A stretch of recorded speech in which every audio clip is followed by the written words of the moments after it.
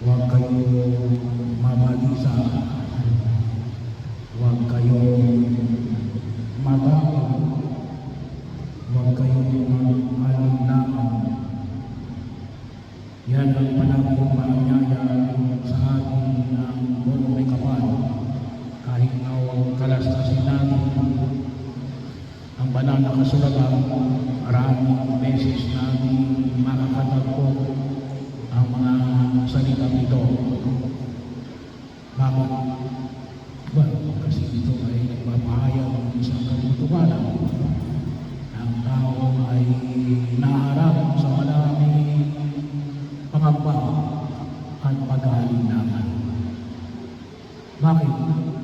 Kasi kung titignan po natin at kung susumahin natin yung alin, kakulangan ng ating pananalig sa Diyos. Kasi kung talagang nananalig tayo sa Diyos, wala tayo dapat na pag-aalinlangan. Wala tayo dapat na katatakutan. Bakit wala tayo natatakot?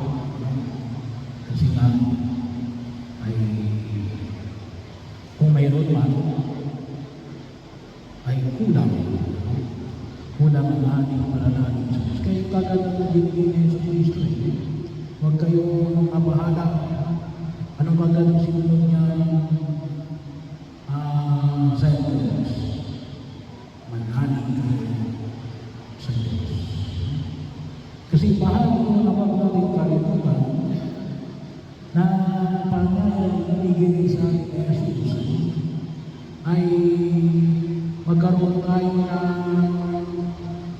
maayos na pakikipag-ugnayan sa Kanya bilang Kanyang bayan, bilang ating Diyos.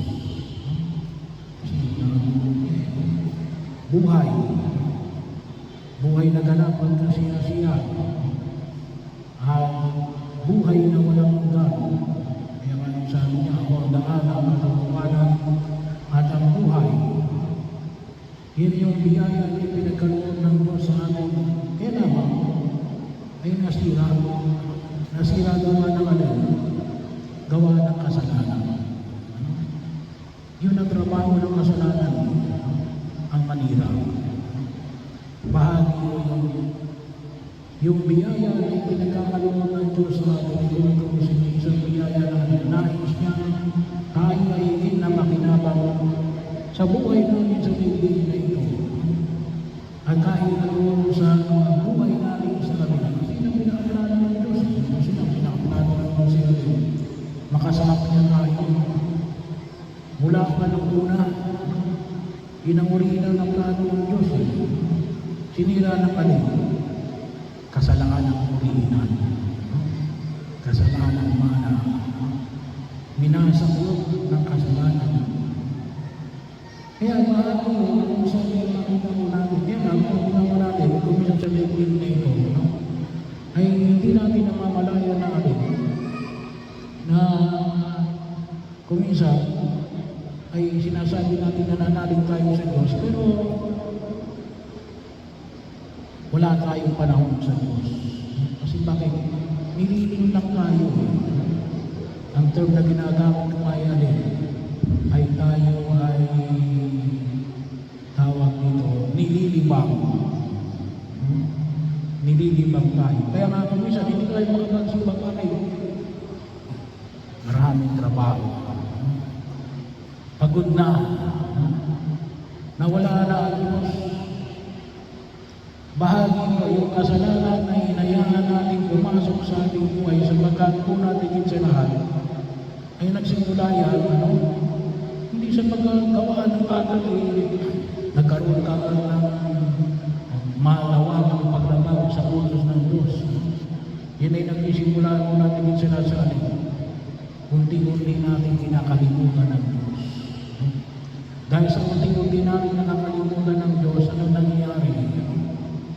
Ay nagkakaroon ng kalyo ang ating mga konsyensya. Kaya bahagi yun, hindi na natin napapansin ng Diyos.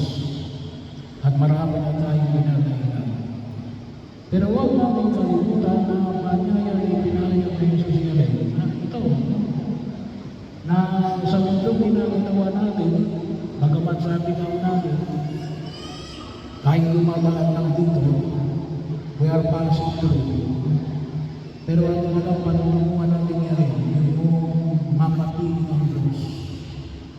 At nawa, tumaning tayo sa pagkakataon na tayo lahat ay umantong natin, nakasama natin si Hermie at ang mga mahal natin sa buhay, nakasama ng Diyos. Yun ang hindi na huwag natin kalimutan. Kaya kung yun ang ating patutunguhan, ay dapat habang tayo naglalakbay sa daigdig na ito, huwag natin kalimutan. Nakasama natin ang Diyos. Hindi pwedeng sabihin na gusto kong pumunta sa langit, dapat ako mamamatay. Pero ako nabubuhay, hindi ko kilala ang Diyos. Hindi ko siya natatalang sa banal na Eucharistia. Hindi ang kakalimutan kong magdasal. Ano naman iniwala sa atin ng Diyos na gusto natin siyang makasama? Bahagi yun, pagkakataon kasi ang langit ay kalungkong lamang ng panahon na inilalagay natin sa lupa. Kaya naman, ang pagkilos natin habang sa daigdig na ito, huwag natin kalimutan natin. Yun ang ating destinasyon. Yun ang ating destinasyon. Ako natusin ay simulang itinanim sa atin ng Diyos mula nung tayo ay bininyagan. Kaya lang, sa naman, huwag natin hayaan naman ibang tayo na mga alalahanin ng daigdig nito. Huwag natin hayaan na madibang tayo ng mga bagay na masasaya, pero wala ang Diyos.